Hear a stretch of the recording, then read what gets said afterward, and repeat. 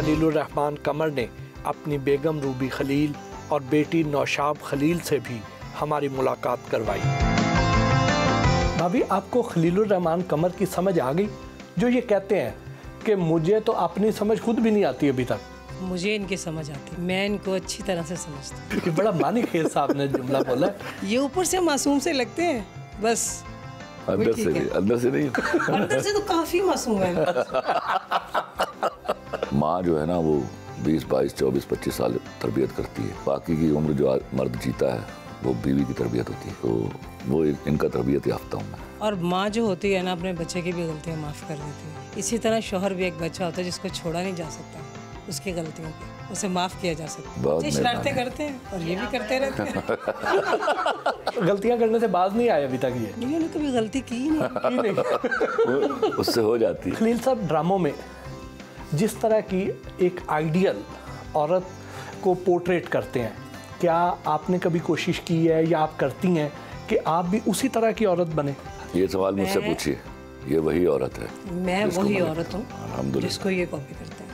ये वही औरत। खलील साहब, जब लिखते हैं तो वो क्या इंस्पिरेशन आपसे लेते हैं? जब भी लिखते हैं तो पहले ये हमें सुनाते हैं, फिर हम पहले उस पूरे को खुद एंजॉय करते हैं और कभी कभी रोते भी हैं कि सीन इतना सीरियस होता है। और खलील साहब भी रोते हैं हमारे साथ बैठ के आंसुओं के साथ। लास्ट बाबा ने मुझे कोई 1 हफ्ता पहले मेरे पास तुम हो का लास्ट सीन सुनाया था और अजानें हो रही थी और हम दोनों, बाबा मुझे सीन सुना रहे थे और बाबा रो रहे थे सुनाते हुए और मैं बाबा के साथ रो रही थी। और मैंने कहा बाबा यहीं ख़त्म कर दे। और ये जब बाबा 4 साल पहले लिख रहे थे, रूमी के और हुमायूं के कुछ सीन थे, वो भी बाबा लिखते हुए रो रहे थे। और वो मुझे याद है, जब ये बाबा ने मुझे बताया कि मेरे पास तुम हो स्टार्ट हो रहा है, मुझे याद आया कि बाबा ये स्क्रिप्ट वो वाला है जिस पे बाबा रोए थे। बाबा मुसलसल जब भी लिखते थे और बाबा ने टिश्यू पकड़ा होता था और बाबा साथ साथ आंखें साफ करते थे। किसी कैरेक्टर पे गुस्सा आया हो कभी? नहीं, मुझे नहीं कभी। मुझे पता है ये लिखा है, अभी काटेंगे तो चेंज हो जाएगा। अच्छा। जिस कैरेक्टर पे हमें गुस्सा हो ना, उसको हम रहने नहीं देते, उसे वैसे ही हम डिलीट कर देते हैं। खलील साहब, अपनी ज़ात में एक अंजुमन है,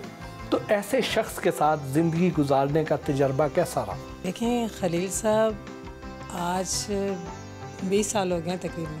इससे पहले खलील साहब बैंकर थे। वो हमारा एक ऑफिसर टाइप था जीने का अंदाज, उसमें और इसमें बहुत ज़्यादा फ़र्क है। उस वक्त खलील साहब हमारे बहुत ज़्यादा क्लोज थे। उस वक्त मैंने कभी किसी औरत के साथ ही जाने दिया। अब बैठी हो साथ आके, कोई भी हो, मैं अब नाम नहीं लेना चाह रही, तो वो आके कंधों पे भी चढ़ के बैठ जाती हैं और मुझे बर्दाश्त करना पड़ता है। इस लाइफ के तकाजे हैं कुछ।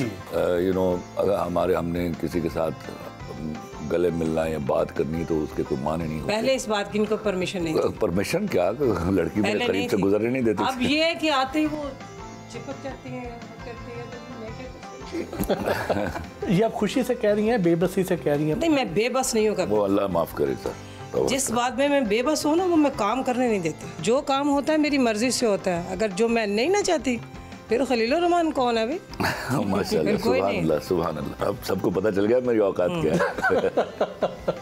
नाराज़ हो तो मनाने में पहल कौन करता है? खलीलुर रहमान। जब हमारी नई नई शादी हुई थी तो मैं इनको चंदू जी कहती थी, अब तो मैं खलील साहब कहती हूँ। गुस्से में मुझे खलीलुर रहमान कमर कहती हूँ। आपको अंदाज़ा हो जाता है? हाँ जी, अल्लाह के फजल से अंदाज़ा हो जाता है। मैं घर पे पैर रखता तो मुझे अंदाज़ा होता, मुझे दरवाज़ा बता देता है तेरे नलकी होना है। और नाराज़ी में पहल कौन करता है? देखिए, मैं छोटी बातों पे नाराज़ नहीं होती, और जब मैं होती हूँ ना, फिर मैं पूरा होती हूँ। तू तो ऐसी गल कर ही नहीं हो, तू वलियां दे खानदान दी सर सबसे पहले नाराज़ होती है। आपने अपने बाबा से कोई बात मनवानी हो तो आसानी से मान जाते हैं? ये सवाल आप बाबा से पूछे। मैं उर्फ़े आम में लोग जानते हैं कि मैं अपनी बीवी से डरता हूँ, लेकिन मैं सबसे ज़्यादा अपनी इस बेटी से डरता हूँ। मेरी जुर्रत ही नहीं है इसको इनकार कर दूँ। आपने खलील साहब से कोई बात मनवानी हो तो आप उनको रिक्वेस्ट करती हैं या अहकामात सादर कर देती हैं कि जी ये काम ऐसे होना चाहिए? जब मैंने खलील साहब से कोई बात मनवानी हो ना, फिर मैं हंस के बात करती हूँ, बड़े प्यार से। मैं आपको एक बात बताऊँ, मेरी ज़िंदगी घूमती है इसके इर्द गिर्द। मैंने ज़िंदगी में जो कमाया ला के इसकी हथेली पे रखा। मनवाता तो मैं हूँ इससे कि चलो यार थोड़े जो पैसे दे दे मैंने। मेरा इन्फ्लेशन के हिसाब से मेरा खर्चा बढ़ता है। पैसे तो मेरे पास होते ही नहीं, पैसे तो इसके पास होते हैं। और इन पैसों का हिसाब भी देना पड़ता है। और उसका मैं इससे मैं हिसाब नहीं ले सकता, मैं अपना हिसाब देता हूँ। And I take pride. Then कल 3000 रुपया दिता सी, 10-3000 का की कीता? 3000 नहीं मैं देती, 5 से नीचे नहीं मैं देती, 5-10 देती हूँ। और मैं चाहे 25,000 का नमक ले आऊँ ना, इन्फ्लेशन बढ़ गई है तो खर्चा बढ़ गया है। खलील साहब बहुत अच्छे इंसान है, सच्चे इंसान है, खरे इंसान है, झूठ नहीं बोलते, बस कुछ खराबियां होती हैं बंदे में। हाँ इन्नियां खराबियां ना होंदे मैं तो उत्ते होवां फिर फरिश्तियां दे कोल।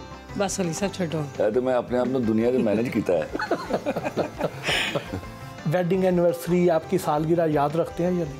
वैलेंटाइंस डे पे मैसेज नहीं मैसेज क्या, कभी कभी फूल भी ला के देते फूल भी लाते हैं। मैं आपको बता रही हूँ ना कि ये बड़े लवर किस्म के शौहर हैं, अल्लाह इनको सलामत रखे, ज़िंदगी दे, इनके बगैर हम कुछ भी नहीं। जैसे खलील साहब तो ड्रामे बनाते भी हैं, बच्चे भी अब तो माशाल्लाह इस प्रोफेशन में हैं, तो आप भी इसमें कोई किरदार अदा करती हैं? जी मैं ड्रेस डिज़ाइनर हूँ।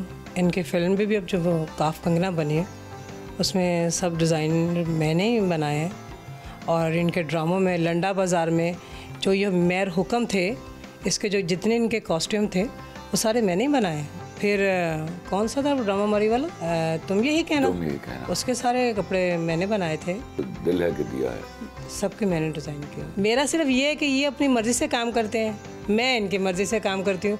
मुझे सुबह ऑर्डर होता है कि रात को 4 सूट चाहिए, रात को ये चाहिए, मैं कहता हूँ 4 सूट चाहिए, रात को इतना काम करना है आपने, और मैंने जिस तरह भी करना है मैंने करके देना जी करके देती है।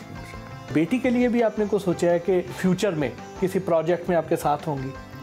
एब्सोल्युटली, देखिए वो मेरे साथ तो पहले से ही है, शुरू दिन से जब से ये समझदार हुई है मैं सबसे पहले सीन लिख के इसको सुनाया करता हूँ, और आज भी मैं बहुत सारे कामों में कास्टिंग में इससे मशवरा करता हूँ, और डायरेक्टली मशवरा करता हूँ। बाज़ कास्टिंग कैरेक्टर्स के ऊपर नाराज़ हो जाती है कि ये नहीं चाहिए, तो मैं इसकी बात मानता भी सुनता भी, और until I really convince her.